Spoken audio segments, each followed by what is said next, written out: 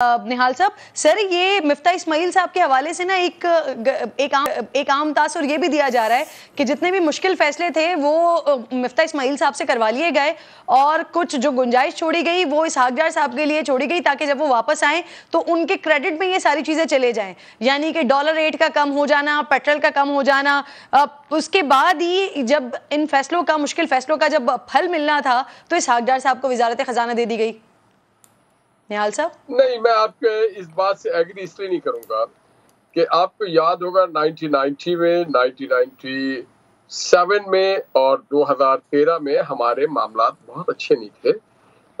बिजली का शॉर्टफॉल बहुत ज्यादा था, ऑलमोस्ट पूरा मुल्क अंधेरे में डूब जाता था, कोई इंफ्रास्ट्रक्चर हमारे पास नहीं थे, पेट्रोल की कीमतें डबल से भी ज्यादा पे चली गई थी, डॉलर बहुत ऊपर चला गया था। आपको याद होगा 1998 में जब हमने न्यूक्लियर धमाका किया तो ये इसहाक डार साहब थे जिसने 80 रुपए डॉलर था और उसको पकड़ के नीचे 50 और 54 के करीब ले आए थे।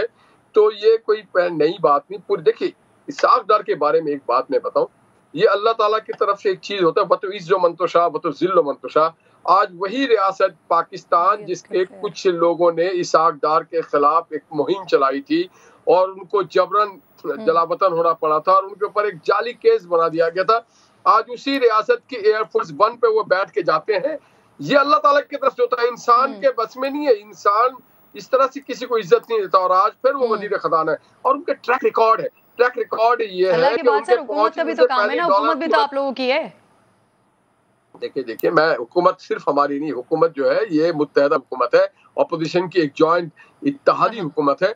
इसहाक डार अगर कोई नहीं था निहाल साहब, जरा मुझे इस बात का जवाब जो है ना नजीब साहब से भी लेने दीजिए। नजीब साहब, इमरान खान साहब आज भी कह रहे हैं कि पेट्रोल, पाम ऑयल, ग़िज़ाई अजनास की कीमतों का मवाजना पेश करते हुए वो दावा कर रहे हैं कि अब आलमी महंगाई के जो उनके दौर के बहुत ज्यादा असरात है वो अब कम हो चुके हैं, लेकिन हुकूमत इसके असरात आम आदमी तक पहुंचने नहीं दे रही है। तो क्या खान साहब की ये बात दुरुस्त है, उनका ये दावा दुरुस्त है?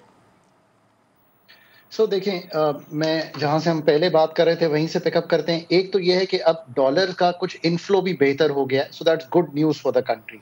इसका मतलब यह है कि हमें 2 अरब डॉलर शायद वर्ल्ड बैंक से रीअप्रोप्रिएट हो जाएंगे, 1.5-2 अरब डॉलर के करीब हमें और ADB और अदारों से आ जाएंगे। सो इसकी वजह से एक सेंटिमेंट का जो तब्दीली है वो मुल्क में आ रही है। इसी से आप चलें कि क्या इसका असर कीमतों पर कैसे आ रहा है।